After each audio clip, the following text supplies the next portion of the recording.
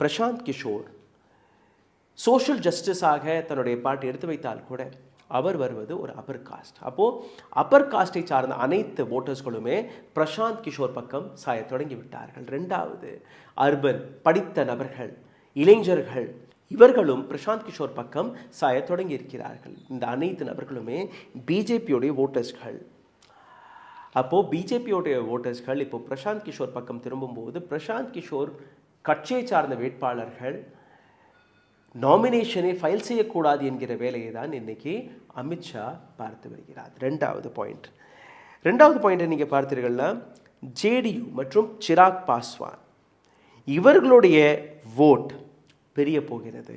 இவர்களுடைய ஓட் பிரியும் போது அதுவும் பிஜேபிக்கு தான் அதற்கான நஷ்டத்தை ஏற்படுத்தி கொடுக்கிறது. யாரால்? பிரசாந்த் கிஷோரால். பிரசாந்த் கிஷோர் இந்த தேர்தலில் நேரடியாக 10லிருந்து 15 சீட்களை பிஜேபியுடைய சீட்களை டென்ட் செய்ய போகிறார். 15 சீட்டுகள் பிஜேபியுடைய சீட்டுகள் போனாலே நேச்சுரலாகவே பிஜேபி பீகாரை இழக்கப் போகிறது.